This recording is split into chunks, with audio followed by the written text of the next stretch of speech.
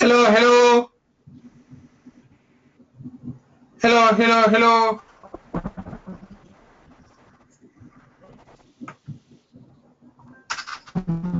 Hello, hello, hello, hello. Hi, Sammy. Hello, can you hear me? Hello, hello.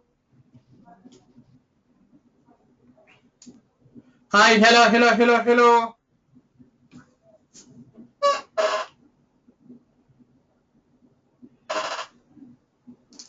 Hello, hello, hello.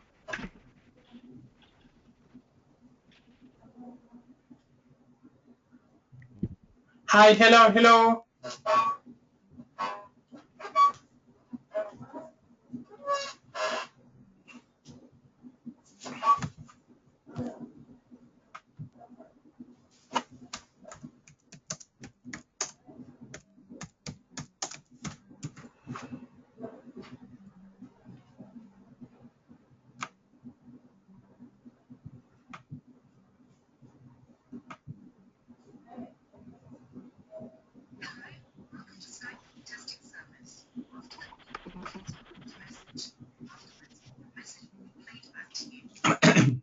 Hi, 1, 2, 3, testing. 1, 2, 3, testing.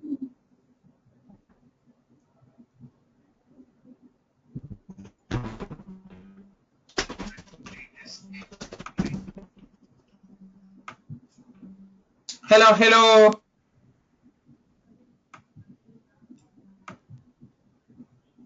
Hi, Sam. Hello, hello, hello.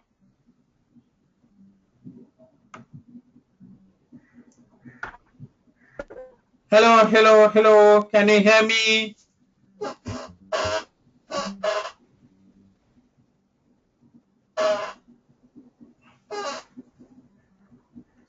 Hey, hello.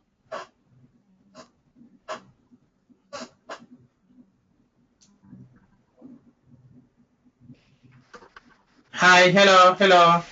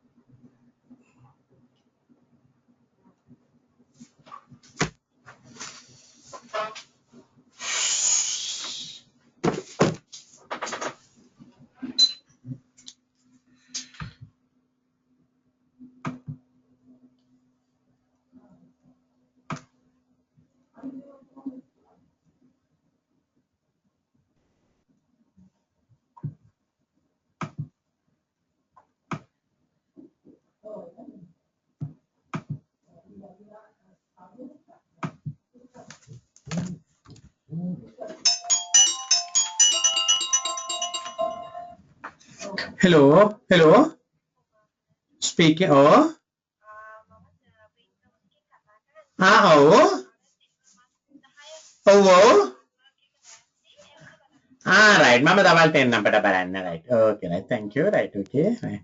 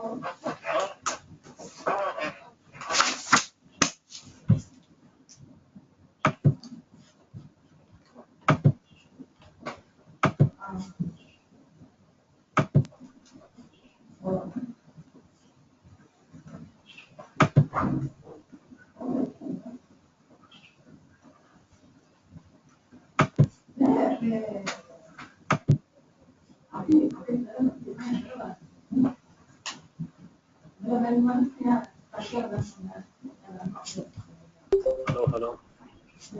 Hello. Hello. Hello. Yes, hello. Yeah, yes, now can you hear me clearly? Yes, of course, yes. Sorry, Right. the phone is connecting. Okay. So now it's all right. Okay. So let's start off straight away.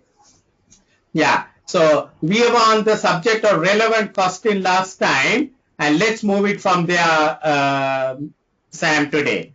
So we were talking about the relevant cost. In the relevant cost, there was something which was called opportunity cost. So the opportunity cost is basically the cost that we have to forego if we go with the alternate. So this is a very important thing in decision making. We said, if you have to take leave and come for the tuition, there's an opportunity that you are foregoing your income. But right at the moment, now you don't have that loss because you're on annual leave. So there is no opportunity loss right at the moment for you. So there is no opportunity cost for you. So whenever we think of a decision, we have to look at the alternative of not taking that decision and what is the profit or the contribution that we have to sacrifice, and the best what we sacrifice is the opportunity cost. So that is what the best what we sacrifice. So maybe that your time that you have. Pardon? All right. Okay. Yeah. Give me. Give me a minute. Now it's all right. Should be all right. Can you see now? Yes. Now it's okay. Yeah. Can you see the screen now? Yes. Now it's clear. Yes. Right. Okay. Yeah. Right. Okay. So this is what we call the opportunity cost. Then we discuss something called a notional cost. A notional cost is something which we charge as something what is called notional, not a true cost, right? Not a true cost, but when we charge a notional cost, that can become an opportunity cost, provided we have an alternate use. Now, for example, you are occupying an office premises and you are using a particular space. Now, the company decides that we don't need Sam and that we can vacate him. But will there be a saving? The saving will depend to a great extent. If you vacate that post, can they give it to another person and make some earning out of it? In that case, yes, there is an opportunity cost involved or a saving. But on the other hand, if they just because they ask you to go home, if they can't give that area to another person, then there is no saving arising from Sam moving out. Right? So if nobody is willing to pay rent, then it is not an opportunity cost. So notional cost can be an opportunity cost, may not be an opportunity cost, depending on whether there is a sacrifice, whether something which is foregone, whether something which we have completely knocked it off. Okay. So then we look at something called avoidable cost. Avoidable cost is basically because we shut down a particular operation or something, and because of that, if we can avoid that cost, that's a relevant cost. If we can totally reduce that cost. Now, for example, you are in Dubai, right? You try to operate an operation in India, and you try to shut down the operation in India. The moment you shut down the operation in India, the Indian rent will come down. There won't be any more Indian rent to be paid, and that's a relevant cost. That's a relevant cost because of the decision you can save. But on the other hand, let's look like this. You have two operations in India, right? One a particular operation and another particular operation. But you close down one Indian operation, but you are continuing with the second operation, and you are occupying the same premises. In that case, even though you have shut down the first operation, there is no saving for you because still you have to pay the rent. So then the shutting down, there's no saving, and therefore there is no relevant saving arising from that point. So there is no avoidable cost. Still the cost is there. Even though you are shut down, still the rent need to be paid because you are having another operation using the same premises. But on the other hand, you shut down the operation part one. So you are a person in Dubai, right? So let's assume that you are a person in Dubai, Okay. and you have an operation in India. So you are in Dubai, you have an operation in India. There are two operations in India. One is let's assume shoes manufacturing. Another one, let's assume garment manufacturing, right? You shut down the shoes operation.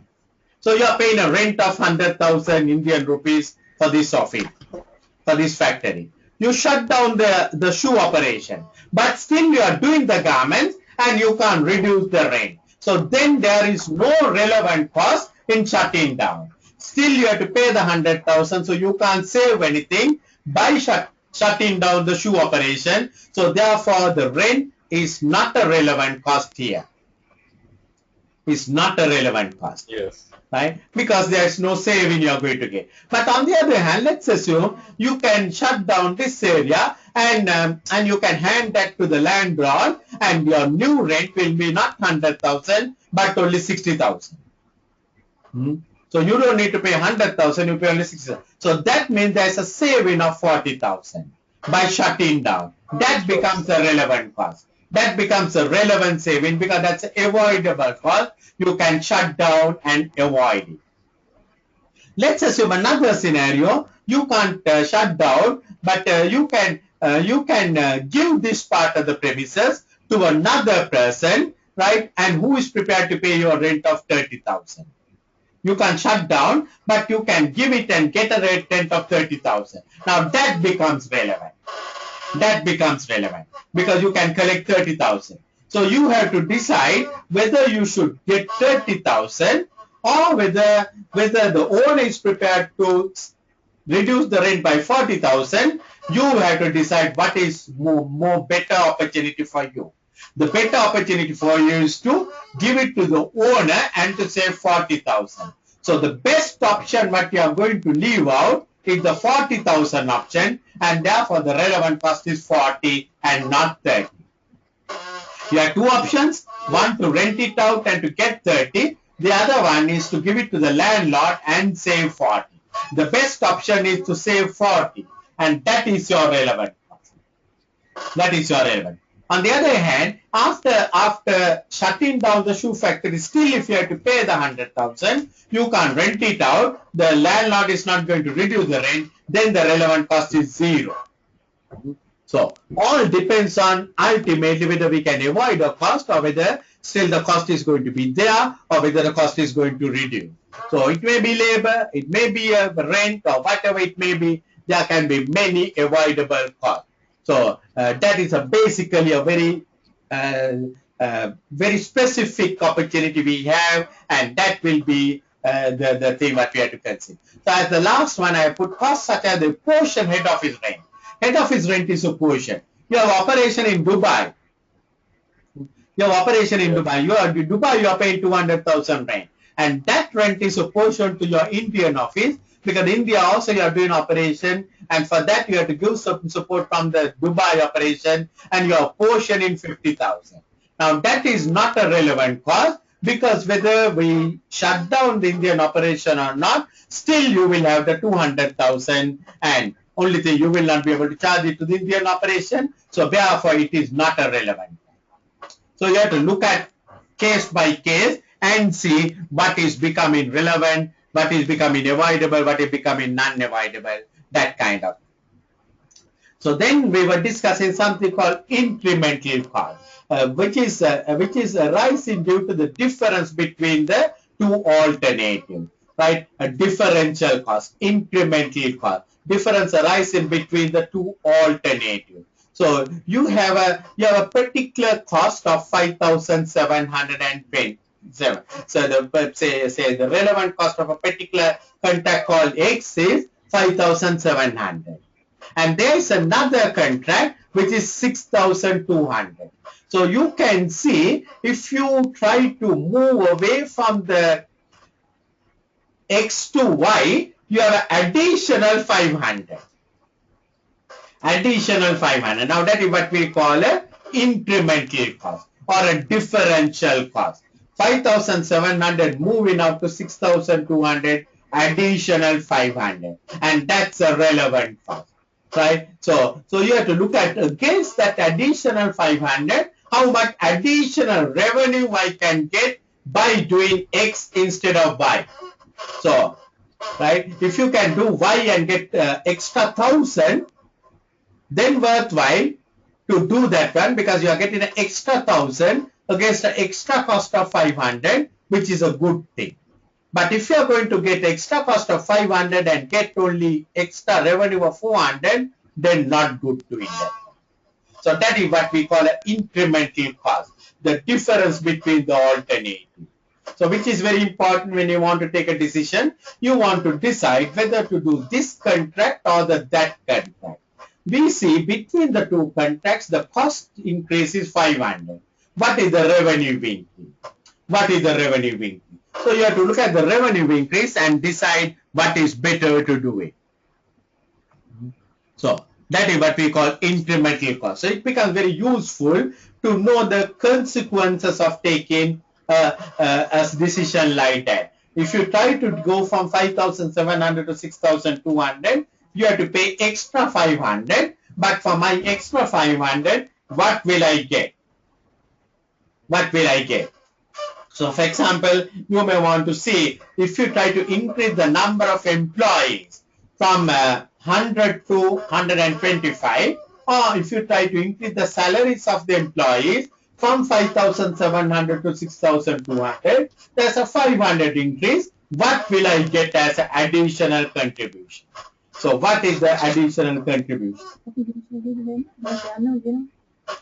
Additional contribution. So because of that, maybe you will want to look at the relevant cost in terms of incremental cost and incremental revenue.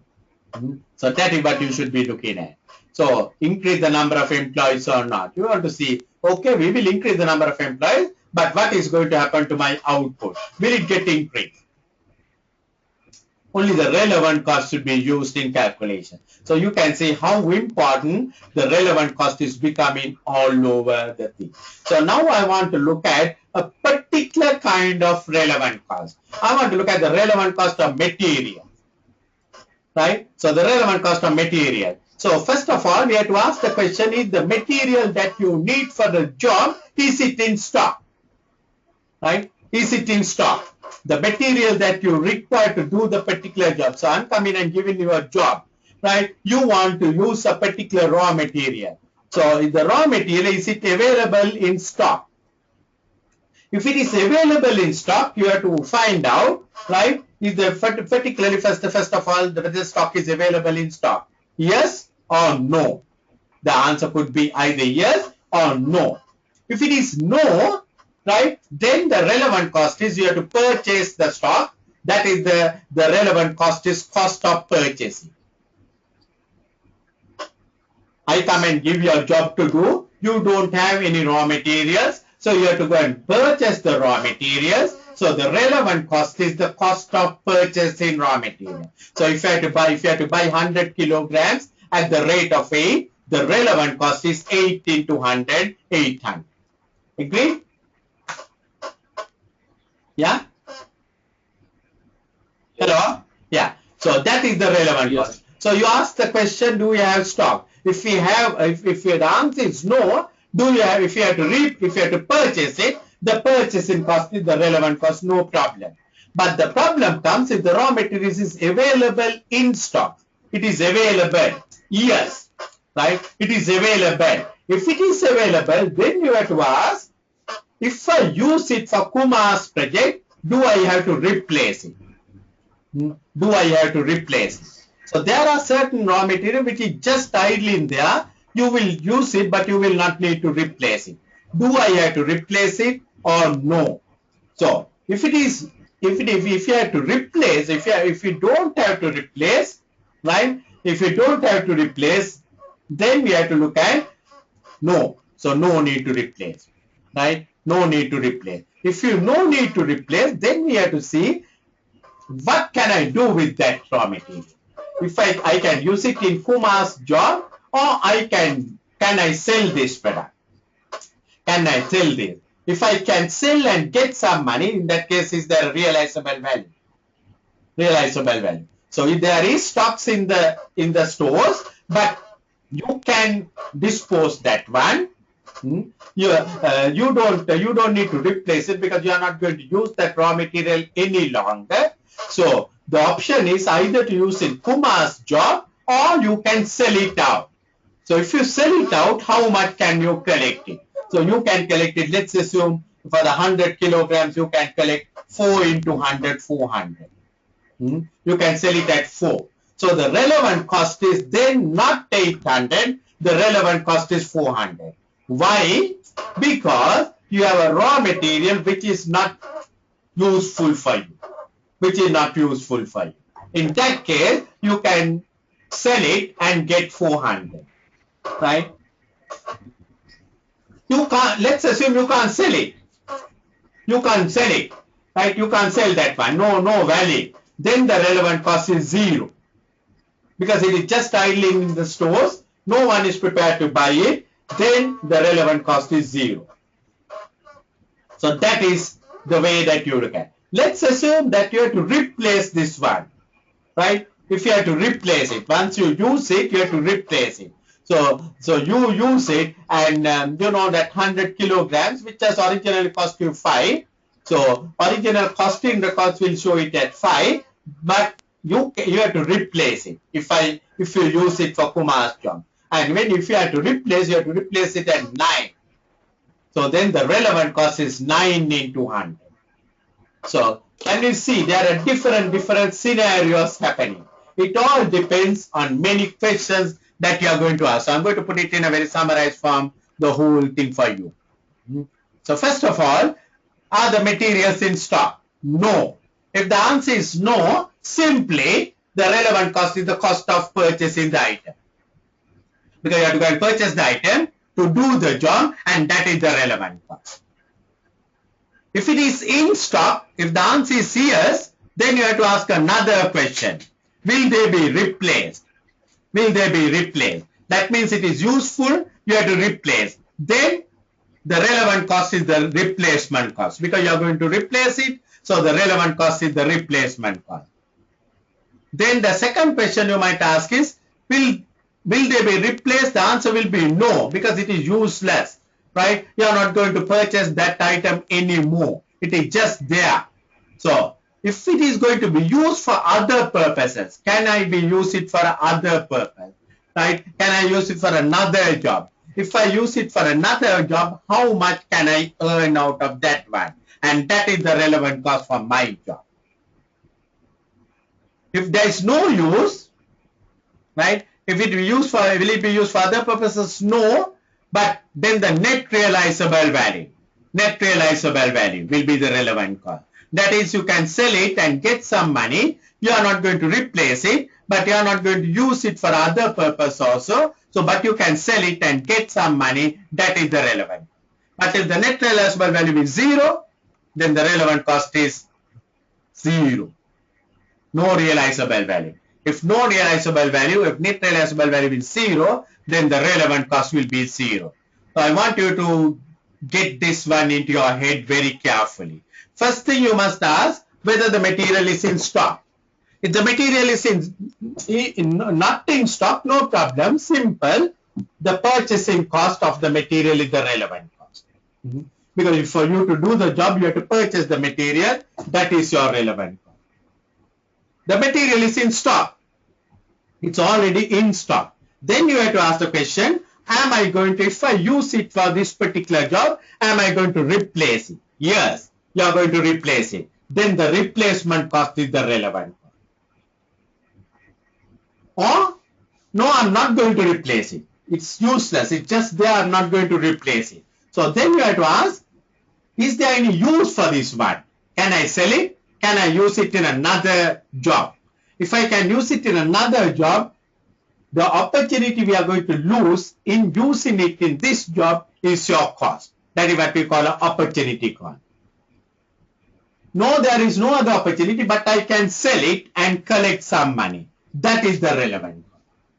No, there is no opportunity, no selling, no one is prepared to buy. It is just there, and that is the opportunity cost. That means 0 value.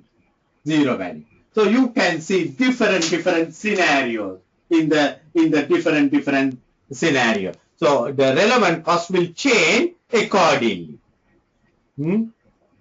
Relevant cost will change accordingly depending on what you want to do it.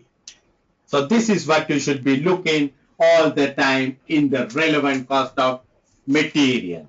Now I'm going to look at the relevant cost of labor. Relevant cost of labor. Labor is the same story. First of all, you have to look at various relevant costs, the labor, the use of the labor. So first of all, you must ask the question, is there spare capacity of labor? Right? You have enough labor, they are just not doing anything. Right? They are just there. So just by getting your additional job, you are not going to spend on additional labor. Already the workers are there. So Kumar is coming and giving you a job, but you don't need to spend any money because already you have the people working. Right? So right at the moment, Sammy is working. Right? Sammy is working. Sammy is being paid a salary. Right? So they want to get another new job done. But Sammy has time. Sammy has time. So they don't need to pay Sammy anything extra. So for that new job, when you are costing Sammy's salary, you don't need to put any figure because relevant cost is 0. Because there is no additional cost incurred just because Sammy is going to do that. So that is what we call spare capacity. In other words, there are people who are just there, who are being paid, but they don't have enough work. So if that is the case, no problem. Yes, and the answer will be, the relevant cost will be 0. But let's assume there is no spare capacity. All are working at full capacity. So if you go for new job, you have to hire additional labor. Additional labor. So the question is, can we hire additional labor? If the answer is yes, the cost of the additional labor is the relevant. Because you don't have enough labor inside your organization to do the job, you have to buy a labor from outside, and that labor is going to cost you $100, and that is the relevant. So that is what we call the relevant cost. Direct labor hired cost is the relevant cost. So that is what we have to look at. Then we look at the third option. You cannot hire labor. Labor is in shortage. There are no laborers. No labor. So in that case, some of the jobs what you are doing, you have to stop and put them into this new job. You understand? Yes. Some of the jobs what you are doing, you can now write at the moment, Sammy is fully booked. There, he has all the work to do. But there's a new job coming. No other people can be hired. So we have to take Sammy out from the present job and put him into the other job. So when you take Sammy out, there is something which you are going to lose in what he did, right? So he was doing a particular job, and that income we will not get. And that is the relevant cost of taking Sammy out and putting it to the new job. So Sammy was making a contribution of $200 for a day. Sammy was making a contribution of $200 for a day. Now that contribution we have to sacrifice, because we are taking Sammy, because there are no other outsiders to employ. So we are taking Sammy and putting Sammy into another job, and for that job the cost is the 200,000, but we have to forego plus your salary, plus the salary we have to pay to Sammy. Remember that also. Because Sammy has to be paid a salary. So Sammy was paid a salary earlier, and after paying the salary, Sammy got a contribution of $200 every time when he was there in the earlier job. So now if we take Sammy out that one, we are going to lose the 200,000. Not only the 200,000, we have to pay the salary of Sammy. So it is the contribution foregone plus the direct labor cost is the relevant.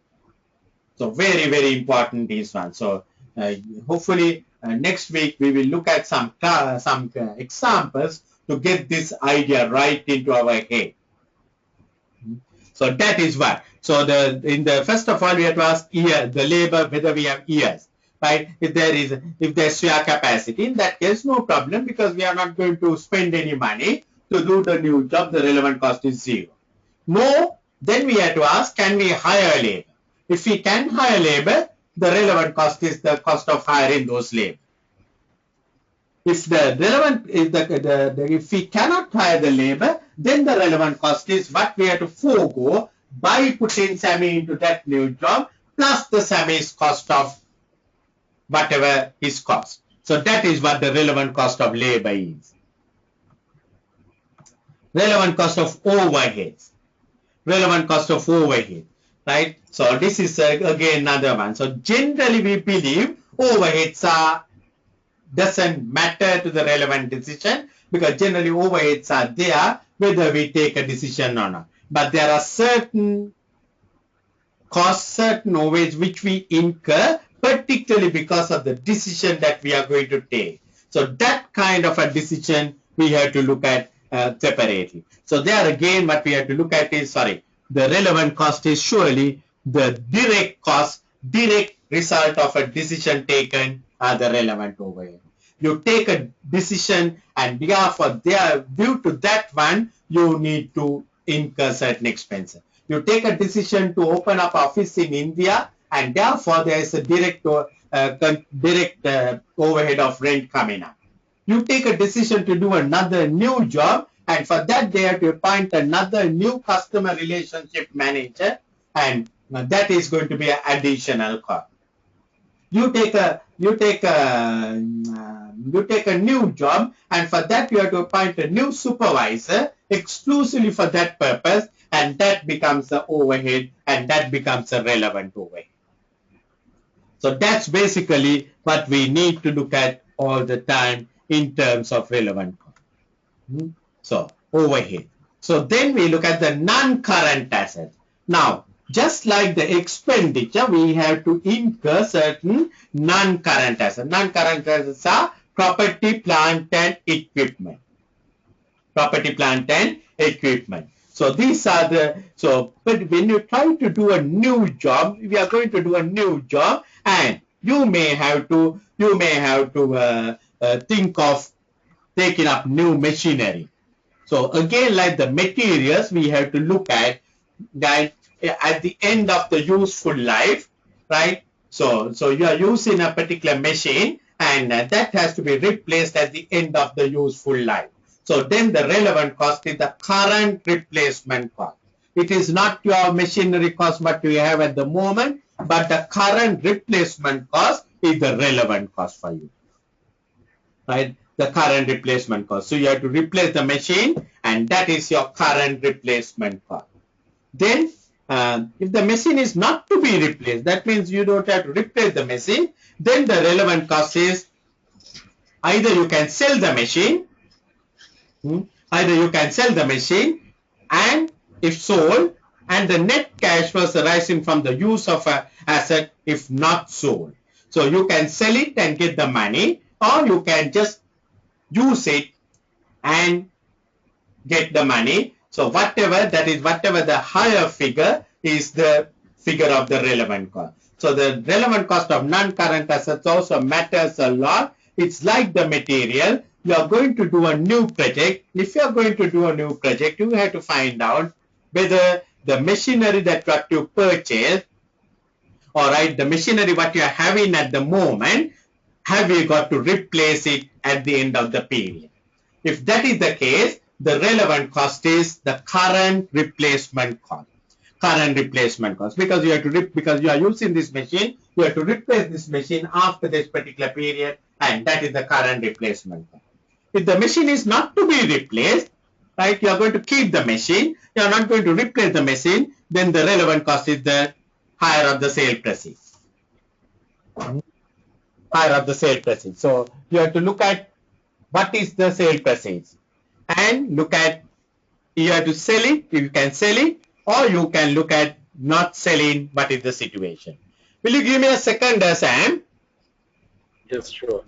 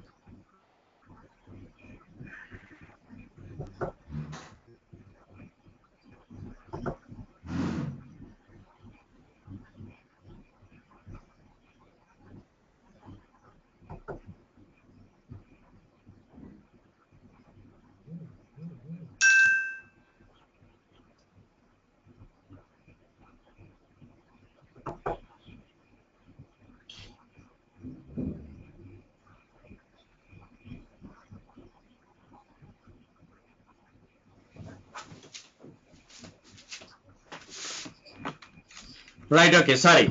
Right. So the relevant cost of non-current assets. So you can see it's not only the expenditure, but even the non-current assets can have a relevant cost for you. There are certain machines which we just keep it. We are not going to use it. So based on the decisions, basically based on relevant cost and principle. So we have to make lot of decisions, and this is very relevant on very particularly on certain area.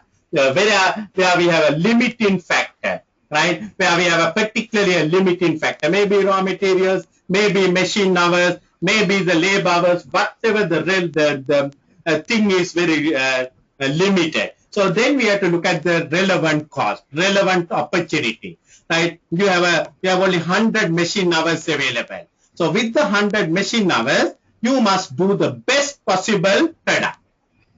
So that is becoming relevant. So you have to look at what is going to bring you the highest contribution and look at the products what we can do with the best, with the 100 machine hours available, the best product. You can't do everything what you want to do. So the relevant decision becomes very important. Then you might want to make a relevant decision on a make or buy decision. Right? There are certain things which you can either make inside or you can buy it outside. So again, you might want to look at, okay, if I try to make, what is the relevant cost? If I try to buy it, what is the relevant cost?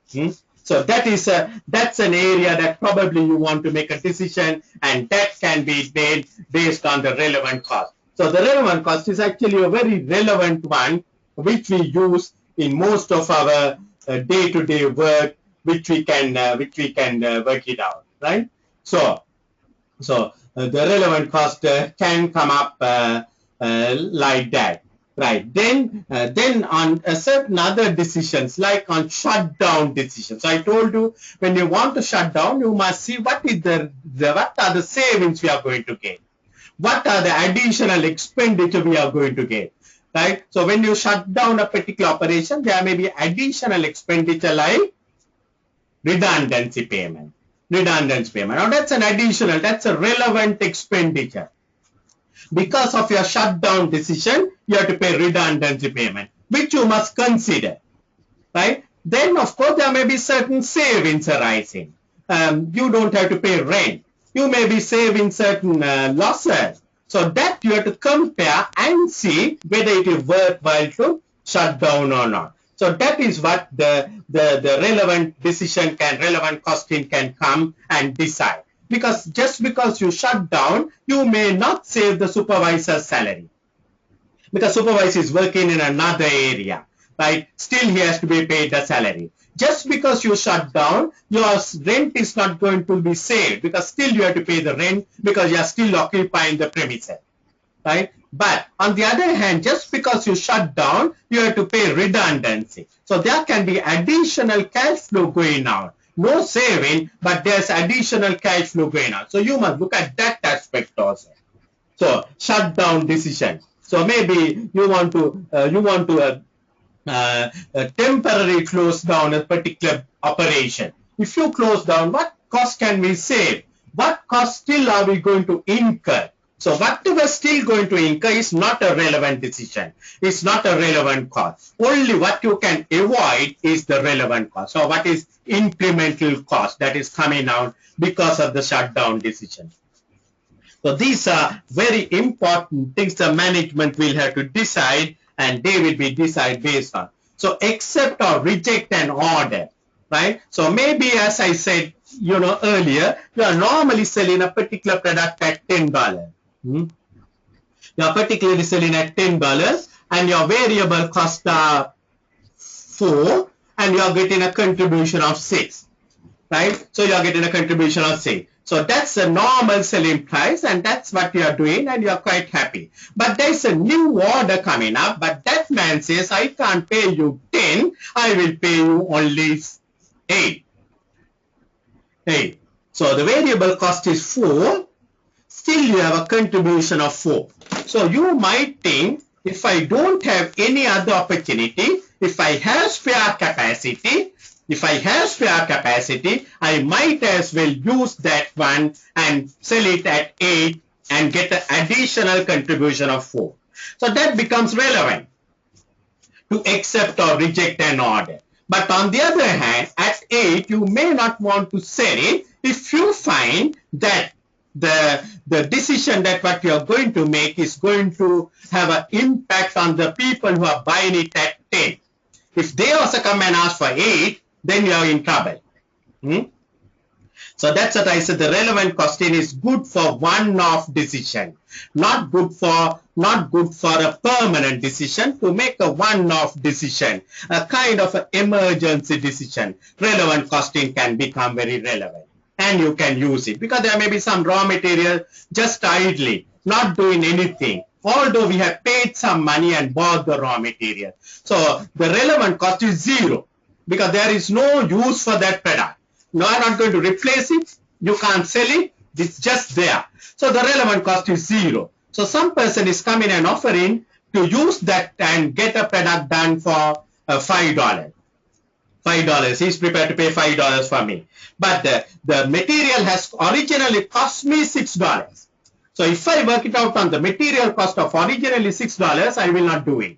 Right? He's offering 5 and my material cost alone is 6. But I will not do it. But now I know the relevant cost of material is 0. Why? Because that material is just idling in the stores. No one want that material. It is just idling. So the relevant cost is 0. So I will apply the 0 cost and do it and then earn a $5 profit. I can at least make a $5 contribution towards the company, even though my accountant might work out and say, hey, you have made a loss. You bought the material at 6, you sold it for a 5 and you have made a loss. That is true from the accounting point of view. But from a practical point of view, even though it has cost 5, now it is not worth a single cent. So I might as well do something with that and earn a 5, which is the relevant costing. Now that is where the relevant costing becomes very relevant. You normally, but you will not do, you will do with the relevant cost.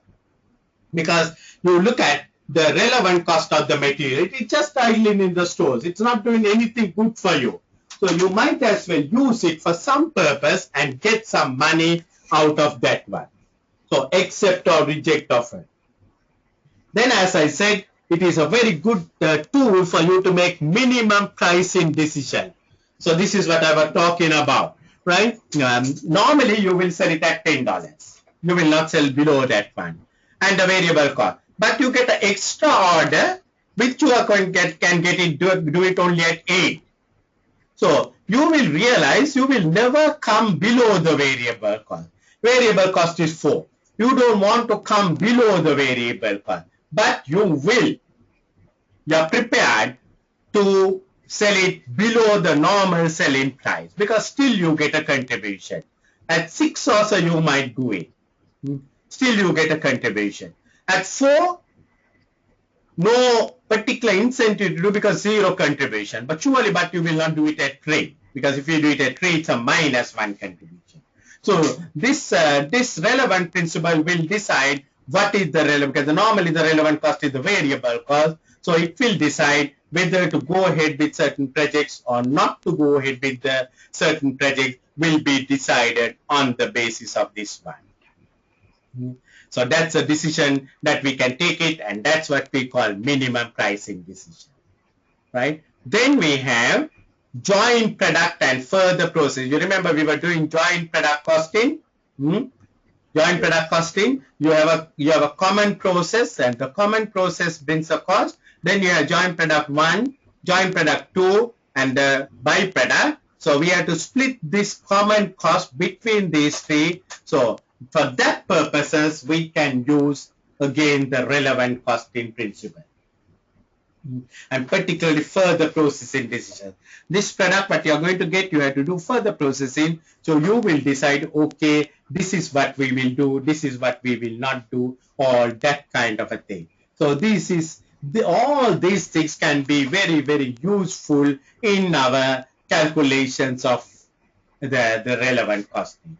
So the relevant costing, that's all we need to do. Now what we have to look at is we have to look at certain questions because there are accept decisions, reject decisions, joint product decisions, all that kind of various decisions we have to look at. And so that's what we have to look at in our next session on that area. So with this, I come to the end of the relevant costing area. So I think, have you got the BPP textbook with you now? Sorry? BPP, yes, I have. Yeah, BPP textbook. Now you must start reading the BPP textbook because we are done now absorption costing, we are done activity-based costing, we are done marginal costing, we are done throughput costing, we are done joint product costing, we are done break-even, and we are done the relevant costing. So more than half of the syllabus is over for you now. So it's good for you to start reading and trying to understand. Since particularly you are on annual leave these days, try and take about 1 or 2 hours every day to read the questions to read the to study the textbook and understand it. That's the only way Yes, yes. a student like that you will do very well. So the total quality management, just-in-time principles, all those areas you must now try and work it out to revise it, because we will be looking lot of questions, because now I have to do the standard costing with you. That is my next topic which I will start off, and after the standard costing, it will be basically a lot of standard costing, all the variances and all that kind of thing. The next two chapters will be lot of standard costing. Then after that budgets, and then I think we have few things on decision making uncertainty, which we will do. So, so what I would like is you to now start reading. So we have variance analysis and the budgeting framework and the budgeting and the forecasting techniques, what we have to do. But before that, you must start now work on your own areas of all the others. Yes, I will do it. Yeah. So now start reading. I think it's a good point to start reading, because now we have done half of the syllabus. So you start reading, trying to understand whatever you don't understand, you have to tell me. Maybe we have done Yes, of 10 course. times. We have done 10 times. It doesn't matter. You have to tell me this area I don't still understand. So I can go with you and look at those things and do it further and further and further. Right? So that is what. So we are, our next topic will be on standard costing, and last I will be doing the linear programming, because that is not a very big area, because I have not seen a lot of questions on that area. But in the big area, the questions areas, I will be looking on basically on the standard costing. Right. So already Sure. the areas what we have covered, you have to now really look at traditional costing, activity-based costing, joint process costing, throughput accounting, then break-even analysis, relevant costing, and decision making is the area. So I want to fix up few times with you these days. Mm, yeah. So what I thought was, Because for me, yeah, it's 10 days. you're on 10 holiday. days. Yeah, you're on holiday these days. So what I thought was Might be tomorrow. Yeah, 10. Yes, tomorrow, okay. yeah, tomorrow. But how about 6:30 in the evening? 6:30. Your No, time. it will be earlier Pardon? than this time because we are in Ramadan. Pardon? This Ramadan time we are fasting. Ah, Ramadan time we are fasting. oh, right. So, Okay, 5, okay, okay, 5:30. okay, okay, 5:30, okay? okay. Hold on for a second. Hold on for a second. 5:30. No, Yeah. yes, 5:30. Yeah, I know it's Ramadan time. So can we do it? Can we do it 5:30. 5:30. tomorrow, Saturday? Yes. Tomorrow Uh, is Saturday, 5:30. 5:30 in the evening? Yes. 5:30 in the evening. I have another student. She's coming at 5 o'clock. Yeah, I can make a shift a little bit up. Yeah, hold on for a second. Yeah. So 5:30 in the evening. Okay, so tomorrow let's make it 5:30 in the evening. Yeah. Okay. Right. So tomorrow we will make it 5:30 in the evening. We can shift this girl let up. Okay. So tomorrow, that is Saturday, we are going to start on our absorption costing. We will start at 5:30 in the evening. Right. Then Monday. Yes. Yes. Monday. How about 8 o'clock in the morning, your time? Yes, it's okay. Yeah. So let's make it Monday, 8 o'clock, your time. So that is the time that we met today. So let's make it Monday also 8 o'clock. Okay. Yeah. So for the moment, we'll keep those two, and then we will try to fix up some more later on. Okay? Yes. Right. So tomorrow, I'm So going to, you will send me the Yeah. previous. Pardon? You will send me the previous link for Yeah. the last class. Yes. Yeah, today's one I will send it. Both the links I will send it. Right. So tomorrow we will meet at 5:30. All right. Okay? Right. So I'll see you tomorrow at 5:30. Okay. Okay, thank you. All right. Thank you. Bye. Bye. Thank you very much. Bye. Bye. Bye. Bye.